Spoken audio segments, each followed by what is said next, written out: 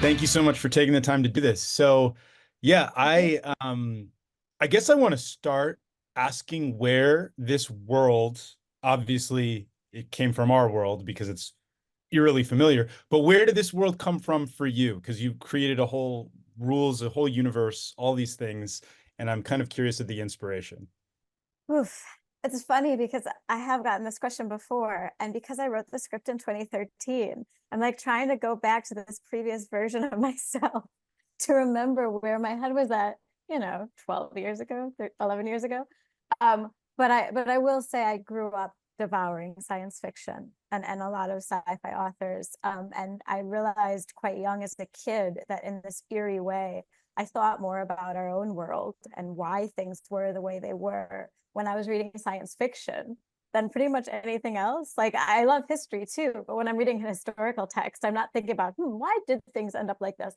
But with science fiction, you're shown other permutations of how things could go, but far better or far worse. And it led me to reflect. And then I think in my own creative process, I began asking what if questions a lot.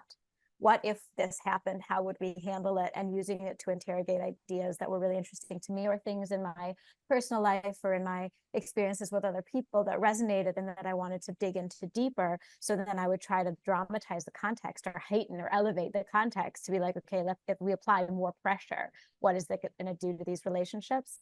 And I think that is where a lot of my dystopian sentiments generally come from, because I'm looking for pressure cooker environments that heighten things for. Yeah, I mean, you're kind of laying out the great thing about doing high concept stuff in drama and movies, which is that you can make metaphor so big, you can create so much drama out of the relationship between a person and an insane circumstance. Yeah. Um, And speak I just want to say, I kind of wish like we could do that when we meet anyone.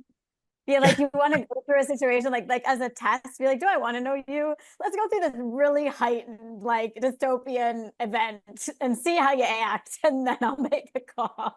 I remember a drama teacher once explaining to me that the best drama takes humanity for a test drive, exactly the way Yeah. you're explaining. So it's great the way you put it. In 2013, but it's so hard to watch this movie and not think about 2020.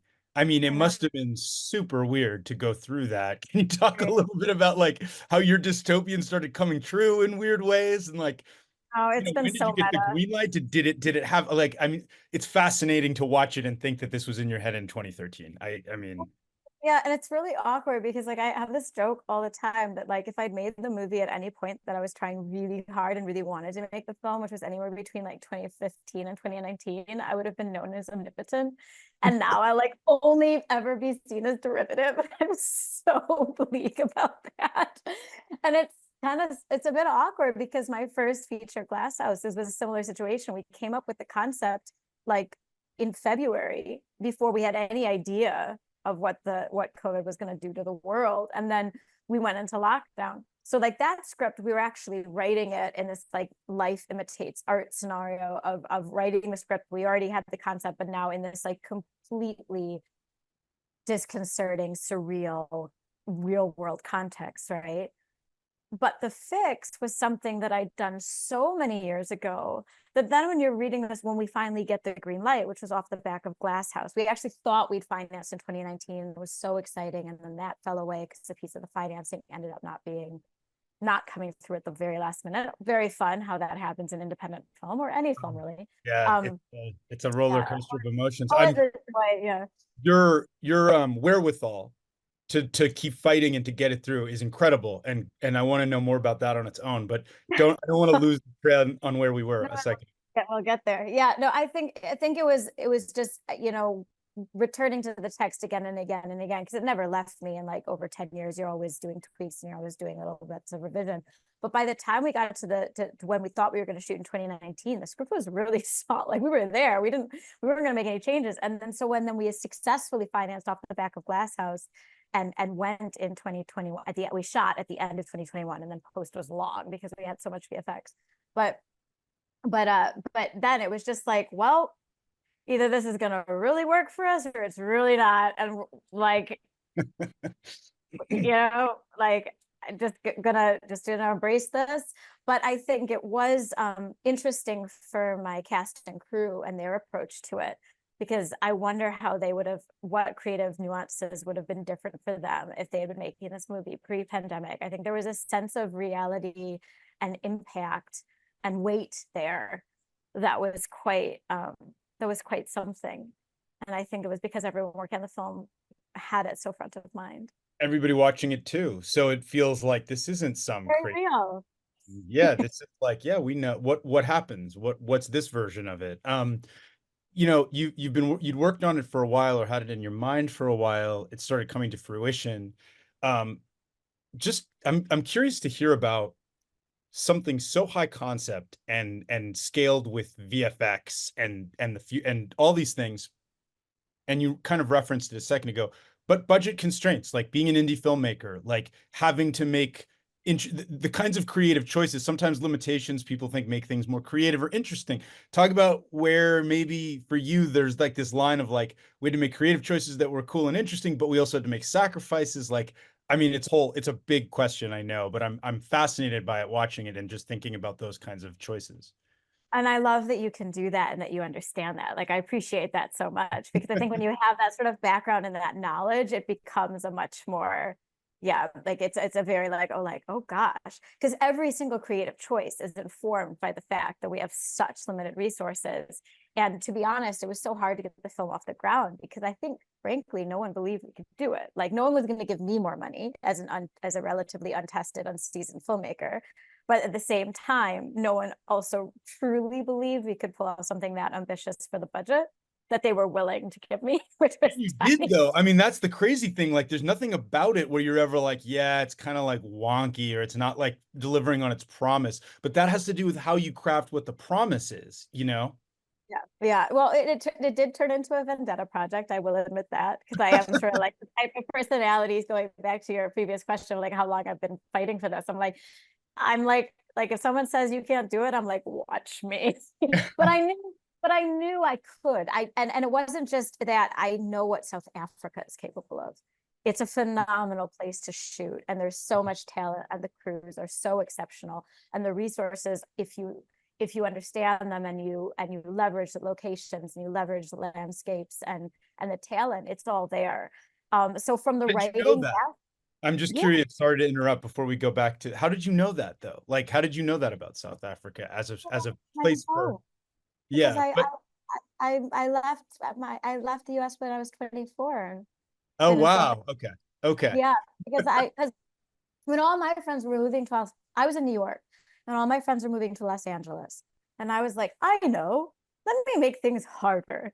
Let me do no, because no, I think I thought at that age, and I still believe this actually, that life is for living, and that to have a voice and that to tell the types of stories that I cared about, I needed to get out of my bubble.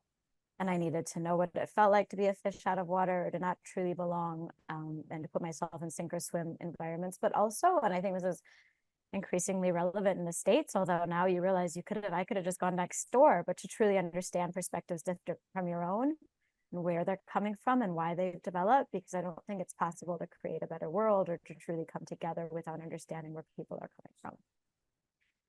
Yeah, And I that's think that you at put a lot there. 24, I thought I needed to, move to Africa to achieve that. Now we know better, right? But So that's how you knew. That's how you knew South Africa had this power. So that you leveraged yeah, it.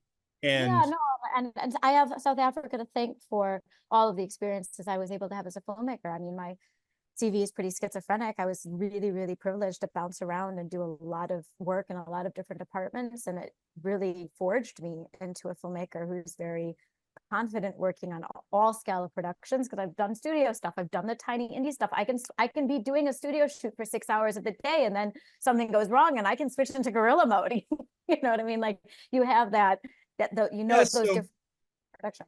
speaking of your background, which is, yeah, it's fascinating, like stunts and first AD and like what isn't on there. So how, like when you're on set and you're directing and it's your project and it's this vendetta project of 10 years or whatever, however many years, and you know, you're doing stunt scenes and you're doing, does all the knowledge of like, I know how to do this in a way that's believable, but I can save doing it, like, is that all wrapped up in those, like talking about trying to achieve the high concept on a budget?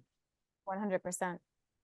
And the only thing that I really need is just to have a team behind me that believes, and my crew is amazing. But there were moments, like there's some scenes in the film where, like, when we flip the van, every stunt, there's no guarantee it's gonna go right. And then you like get like, there's like, when we first flipped the van, it didn't rotate the way that we'd hoped for camera. And we were like, yeah, we're doing this again, and we're committed to doing it again because we know we need to get it, but we also want to get, like, it really matters to the stunt department and to the vision of the film to get the movement that we need, and so it can be as dynamic as we want it to be. And it's really challenging to flip a van. It's actually like the optics are not easy. And how much of And practical versus, like, can you tell me a little bit about the practical versus where you're like, there's an epidemic of like, we can redo that, we can change that, we can modify it, but it's so expensive. it's so stupid. Sorry, yeah, no, it's you just create a world of pain for yourself. You do as much in camera as you can, but Yeah. that's knowledge. That's understanding and what you can get away with. But we did a pickup on the van where when the van is skidding along on its roof. That was Mhm. a pickup in an entirely other location to Wow. get yeah, to get the actual sense of movement and the violence that we needed. And you cheat all of that, Yeah. right? And knowing that we needed that, and that is like a whole team effort between not just my editor, but my assistant editor and my stunts department. And Tina was incredible. She was the way she climbed into that van and really got involved. Obviously, we had a stunt driver for the main flip, but then she got in there herself. Like, everyone really came to the party in a way that, like, is, as a director, so heartwarming. But we plan it all out, and then you're in a situation where something you can't control happens, like the physics don't quite, because it's like, Right. it has to be perfect. And we got it right on the second take, which is amazing. But that first take, we're like, well, we've just lost an hour and a half. And then the rest of my day was destroyed, and we had two other setups we needed to shoot, and we were using light like that. So in the sequence when the Athera guards are running up around the van and Tina's crawling out of the van, we shot that gorilla with B camera, like in the most, like, frenzied panic of a one take, while my DOP was Sean, who's phenomenal, was setting up another oneer that we'd originally shot listed to have 6 setups of O'Connor's approaching and then Tina approaching and going through the gate from another part of the film. And then we ended up doing O'Connor sequence, and then Tina's ended up being a oneer when she returns to Athera, and breaks in, so to speak. You're Um, what you're really laying out is that, like, what they can't know, like the reason they can't try is that you're able to oscillate between different modes. And I think your team probably follows. And like, it just sounds like, because you're like, yeah, we got to do it this way. And I know the only way we're going to be able to get it, right? 100%. And then when you switch into that gear, it's hilarious. Like, we had a situation where we were shooting, and we had 50 people in these, like, tunnels underneath this one, like, very, very infamous location in Cape Town, the stadium. And we were finishing a setup, and we get in. It was all great. And we had like 10 minutes to get her climbing a wall. And it was like, we switched gears and was like, all right, guys, we need all 50 of you. You're now in point A. We need you in point B in 2 minutes time. And then we are going to get this now as a oneer, and we are going to cheat it with this effect to climb the wall. We're not going to do this the rigged way. We're going to do it the cheating way, which we had as our plan B in our back pocket all along. And then it was like, we're going. It's like a military operation. And if everyone isn't on board to hustle, you're not going to make it. So I think that rush of when you have like 50 to 100 people all hustling that hard to make something possible because the day's against you is a beautiful thing. And it's fun and it's exciting and hugely stressful, and you just have to laugh hysterically. But when you get it and then you're in the edit and it actually works, Yeah, that's must be exhilarating. We have to wrap, but I really appreciate you taking the time and taking us through all of this. And congratulations on, pulling off your vendetta. I really appreciate it.